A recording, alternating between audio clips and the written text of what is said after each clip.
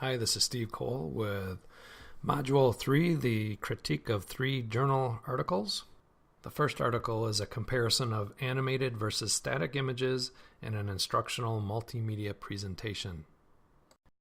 What this article wanted to do was to investigate the use of multimedia presentations in teaching these complex cardiovascular science topics. So the original hypothesis was that using realistic 3D data, they could create an animation and would have better learning outcomes and change the way they're teaching. They took 54 students from the University of Glasgow in Scotland, divided them up into 2 groups. Each of them watched a 4-minute presentation of the exact same content. The only difference being one was a high-tech animation video, and the other one used still images. Immediately following the presentation, each one was given one essay question, and that pertained to the adrenergic neurotransmission from sympathetic nerve varicosities and smooth muscle receptors. These are third-year pharmacy and physiology students at the university. They determined that there was no statistical significance between the 2 groups of animation versus still images based on the results of their essay question. One of the things I enjoyed about this article is it went into some background of cognitive theory of multimedia. It talked about limited working memory. It talked about the different types of cognitive loads. They also cited an article that did research, a review of all the different animations that they could find on the internet and related to the medical field, and found that they weren't quite up to what they should be. I went back and found that article, and it is pretty interesting about how many are actually good animations versus ones that have too many extraneous things going on.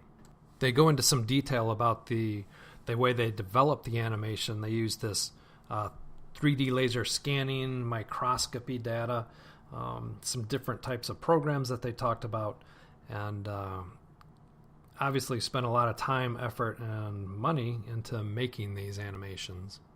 They used music in both their presentations, and that's one thing they said they would change in the future, is not having that in the background. They got student feedback from how they liked the animation, and all of them said that they enjoyed it and they thought it was a good adjunct to learning. One thing I thought was odd about this article was that they gave the essay question immediately after watching the presentation. These are third-year college students that they're in that frame of mind, they're in that mode of studying and learning and being able to apply these things. And certainly that short-term memory is exercised and practiced with them. So I'm not surprised that despite whichever way they saw the presentation, they scored the same. So with that in mind, it brought me to the next journal article I'll be talking about.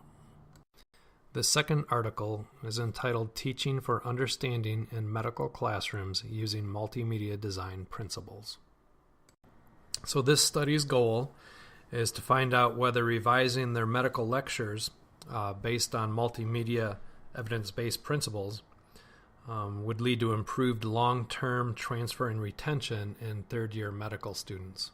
They used 80 students and divided them up into 2 groups.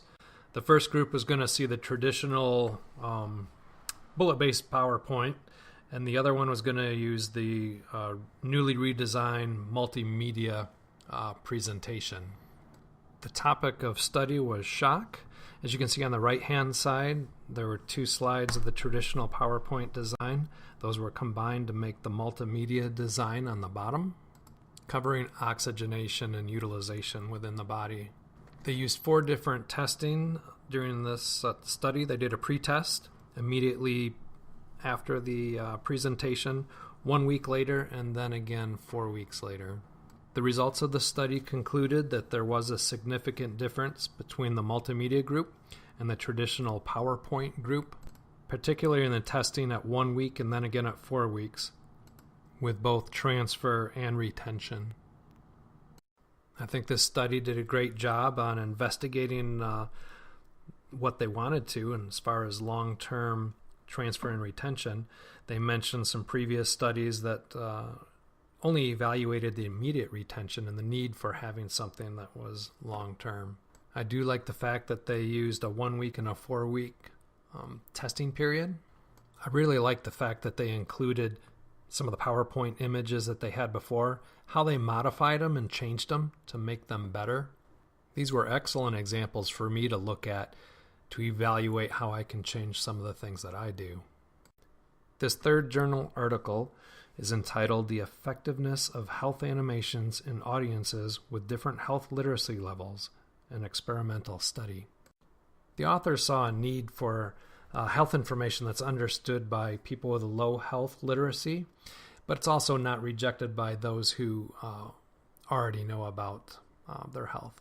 Health literacy was measured using the short assessment of health literacy in Dutch, so that was a proven tool for them. So this was a 2x2 study. You either had written with illustrations or written with animations, or spoken with illustrations or spoken with animations. The results of the study showed that when you have animations in combination with spoken text, that the recall was better and the attitudes were better. And on top of that, the people with low health literacy recalled the same amount of information as the high health literate counterparts.